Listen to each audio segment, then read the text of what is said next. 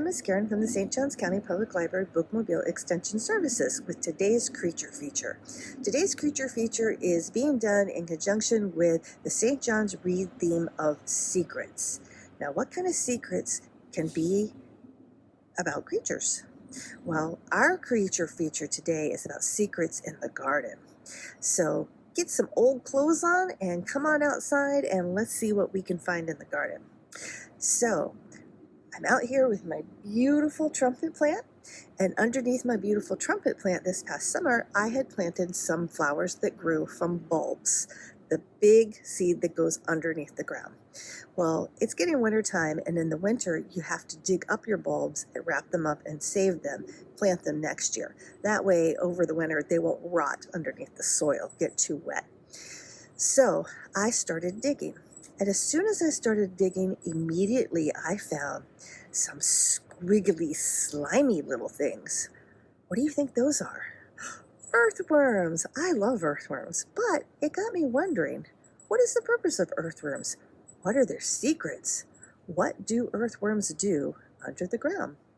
Well, it's going to be hard to see under the ground, so I'm going to show you by the end of this video how to make your own little earthworm farm so that you can spend a few days or a week or so viewing just exactly what earthworms are doing. And in the meantime, I'll tell you a little bit about earthworms. So earthworms are approximately 6 to 8 inches long. Now, the longest earthworm ever found was said to be 22 inches long, which is a pretty big earthworm, almost 2 feet. But the earthworms that you're likely to find in your garden or in the soil around your house are going to be about 6 to 8 inches long.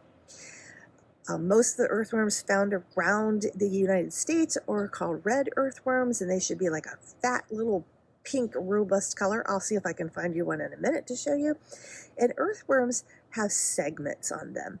If you look at an earthworm up close, like in this picture, there are little segments all over the earthworm, and you can see each one of those looks like almost like a little muscles, and in fact that's kind of what they are. So also on the earthworm, what you cannot see are these little bristles, and the little bristles help the earthworm grab onto the soil, and the muscles move like a slinky. If you have a slinky toy, you can see how a slinky moves, allowing the earthworm to move through the soil.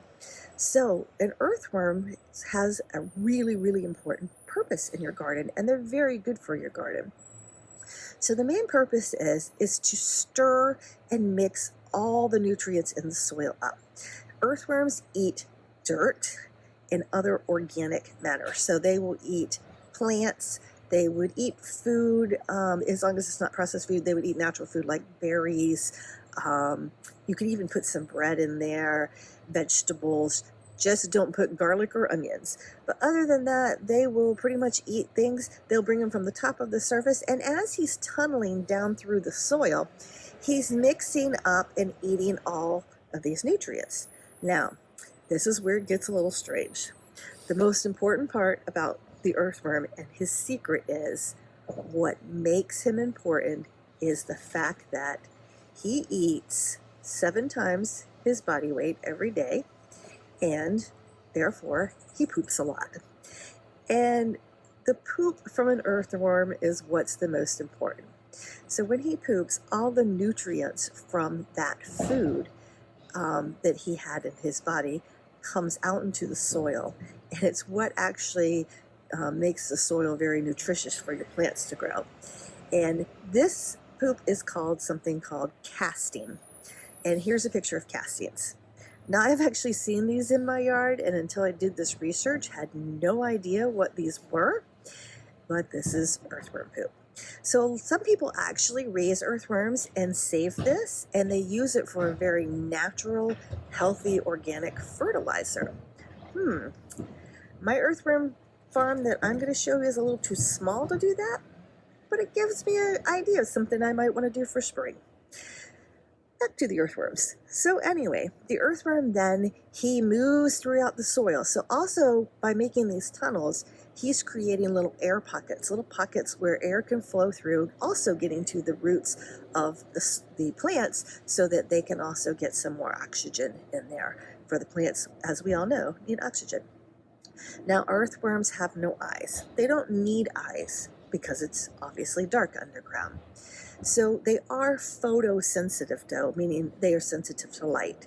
So they have to stay underground. If you have an earthworm and it comes up and you're playing with it and maybe you just leave it like laying out and the sun comes out, it will technically get sunburned and it will die.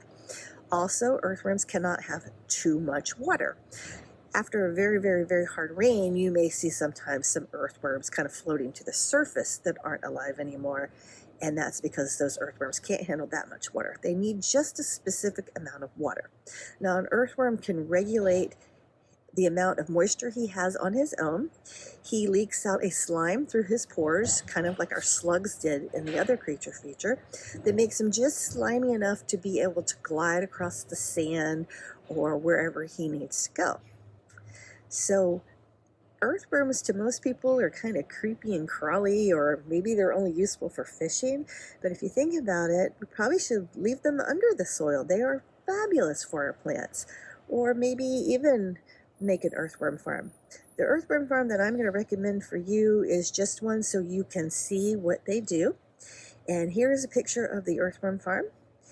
As you can see, there are some tunnels in these pictures. And you can kind of see where this is after just a couple of hours after making that, where your earthworm has traveled. Some places you can see the actual earthworm in there. It's very interesting to watch what happens over a week's period of time. You can feed your earthworm if you want. Basically, when you sit down to dinner, you give your earthworm food. Your soil needs to stay moist but not wet, so you want to spritz it with a spray bottle. And most importantly, wherever you get your earthworms from, that's the soil you want to use in your earthworm farm. So I am now going to show you how to build a simple earthworm farm. What you need is a 2-liter soda bottle, a pair of scissors. Now kids, please get your parents to help you with the scissors. You're going to cut off the label. Make sure your soda bottle is a clear one, not one of the green ones or something, so that you can actually use it to see through. So after we cut the label off, you want to use a knife or a pair of scissors if they're sharp enough and poke a hole in the bottle. Now use that knife. Please make sure you have someone help you with this so you do not get hurt. You want to cut the top quarter, maybe even down to a third off of your bottle, and you can just throw this part away. Now, I'm going to show you one of mine. You are going to then fill your bottle up with the same soil that you found your earthworms in.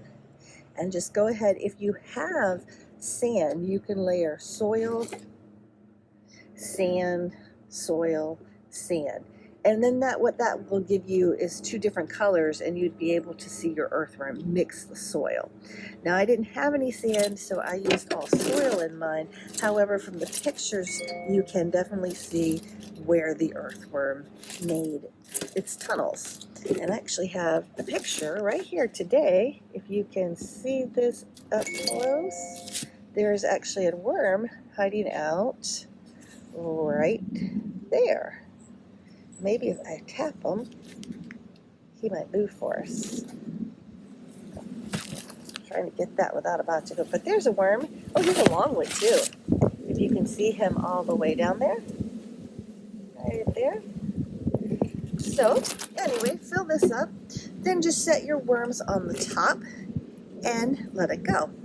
Now, remember what I said about being photosensitive. Earthworms don't like light, even though they do not have eyes. They are sensitive to the light and they can sense light around them. So you want to cover the bottle by using some paper. Any dark paper will do. There's some brown paper. And once this is full, you would just take your brown paper, wrap it around like this, and tape it so that you can't see. Also, if you tape it loose enough, you can just slide it off so you can view your earthworms and what they're doing. Or you can be super creative, and I made this little sock out of felt.